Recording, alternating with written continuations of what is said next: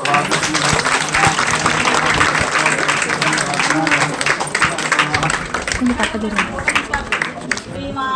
నమః శ్రీమాత్రే నమః శ్రీమాత్రే నమః శ్రీమాత్రే నమః శ్రీమాత్రే నమః శ్రీమాత్రే నమః జయ జయ శంకర హర హర శంకర జయ జయ శంకర హర హర శంకర జయ జయ శంకర.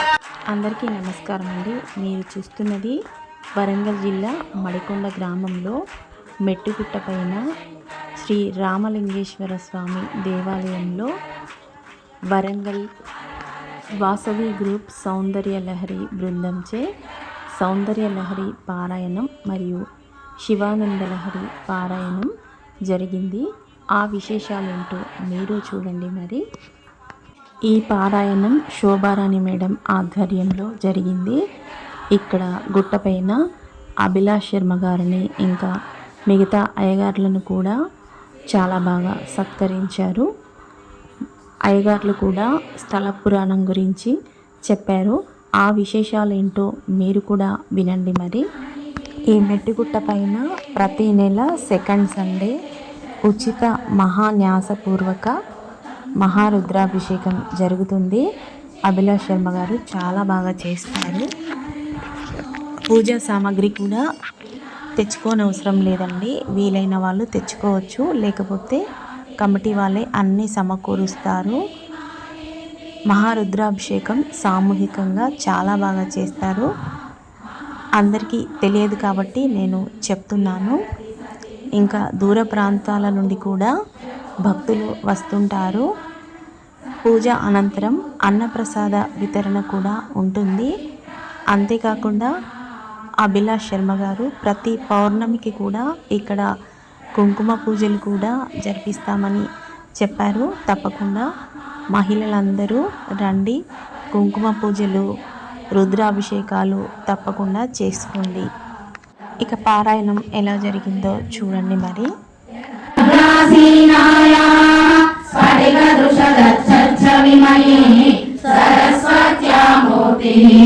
పరిణమతి మాణిక్య వపుషా రణే జిత్వా దైత్యాన్ అపహృత శిరస్త్రైకవచిభిః నివృత్తై షण्डांशा త్రిపురహర నిర్మాల్య విముఖైః విశాఖేంద్రోపేంద్రైః శశివిశద కర్పూర శకలా విలీయంతే మాతః తవ వదన తాంబూల కబలా విపంచాగాయంతి వినిధమపదానం పశుపతే త్వయారబ్ధే వక్తుం చలిత శిరసా సాధు వచనే కదీయైర్మాధుర్యైః అపలపిత తంత్రీకలరవాం నిజాంబీనాం వాణీ దిశురయతి చోరేణ నిభృతం కరాగ్రేణ స్పృష్టం తుహిన గిరినా వత్సలతయా గిరీశేనోదస్తం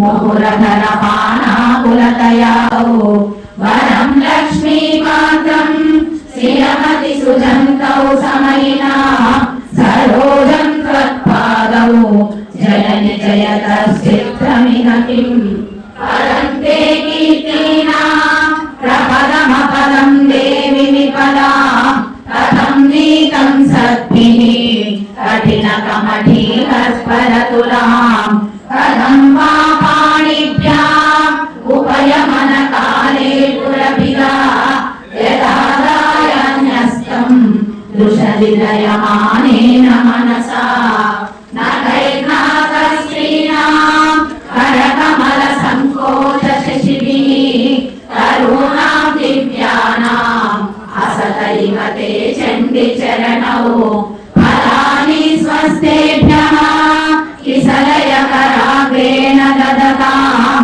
దరిద్రేభ్యో భద్రాం ప్రియమనిషమహ్నాయ దదతౌ దదానే దీనేభ్యః ప్రియమనిషమాశాతు సదృశీ అమందం సౌందర్యా ప్రకరమకరందం వికిరతి తవాస్మిన్ మందారా స్తవక సుభగే యాదు చరణే నిమజ్జన్మజ్జీవా కరణ చరణ షట్చరణతాం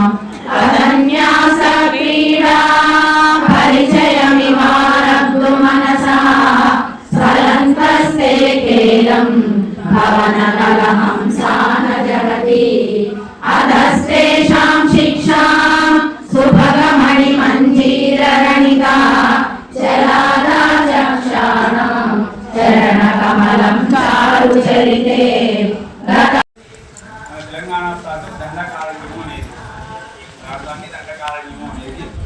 ఈ దండకారణ్యంలో సీతమ్మ వారి ఉన్న పుట్టిందేమని రాముల వారు ఈ కొండ మీదకి రావడం జరుగుతుంది. ఇక్కడ సీతమ్మ వారి లేకపోవడంతో రాముడు శివుడిని పూజిస్తాడు, శివుడు రాముడిని ధ్యానిస్తూ ఉంటాడు. అలాగా రాముడు శివుడి అభిషేకం కోసం ప్రార్థిస్తే ఇక్కడ శివుడు ప్రత్యక్షమవుతాడు. ఆ శివుడికి రాములవారు అభిషేకం చేశారు కాబట్టి రామలింగేశ్వర స్వామి అని ఇక్కడ ప్రతీతి అన్నమాట. ఈ కొండ మొత్తం 55 ఎకరాల విస్తీర్ణంతో ఉంటుంది. ఈ కొండ మీద నవగుండాలు ఉంటాయమ్మ, 9 గుండాలు, నవసత్తుల ప్రతీగా 9 గుండాలు కూడా ఉంటాయి. ఆ వెనకాల కట్టుకున్నటువంటి రాళ్ళు కచ్చకాయలు ఉంటాయి.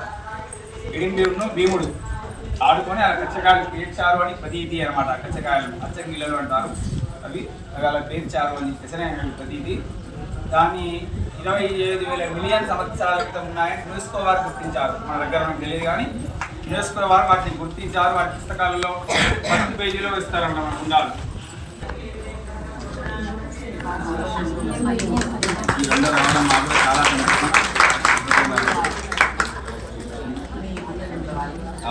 మనందరి గురువారు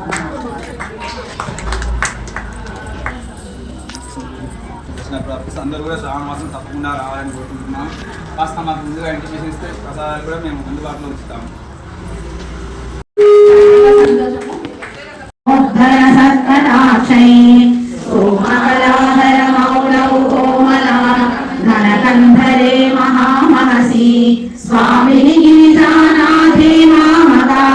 హృదయం నిరంతరం రమతాం సారసనాదే నయనే తాయేవా కరౌ సయేవ కృతకృత్యః ధ్యాయేయం యో భర్గం వరా తీక్షేతే సరాచరసభసా ఆకృష్య భక్తి సంకలయా పురహర చరణాయామే హృదయా మదేహం వధాన చిద్యంత్రై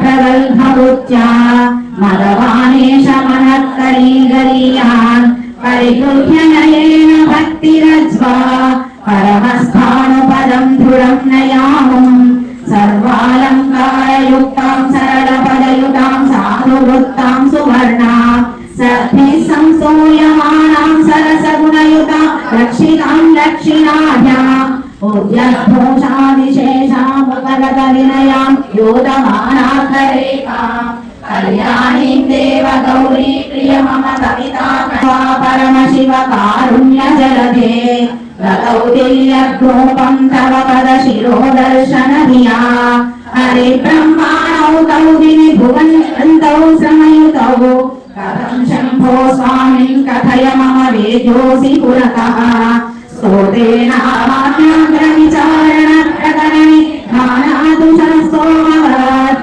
దూతాస్వాం విదురుత్తమోత్తమ ఫలం శంభో భవత్సేవగా దూతాస్వాం విదురుత్తమోత్తమ ఫలం శంభో భవత్సేవగా. శ్రీమన్నారాయణ శంకరాచార్య విరచిత శివానందలహరి సంపూర్ణం.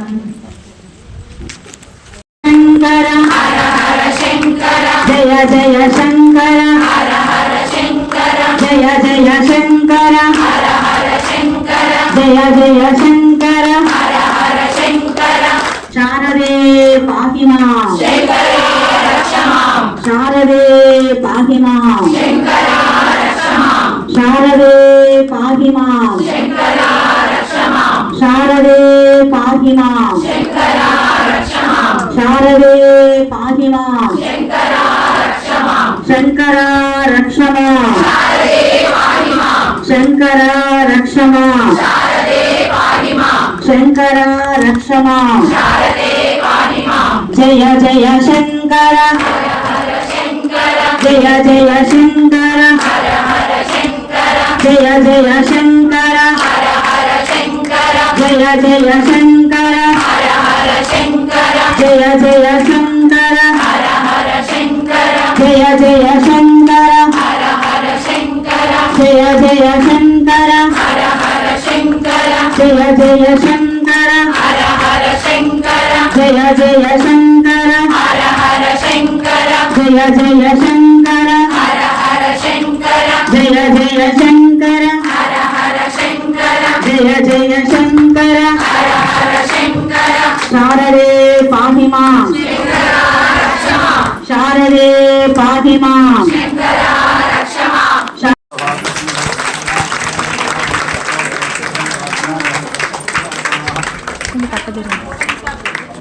ఇది చూడండి ఫొటోస్.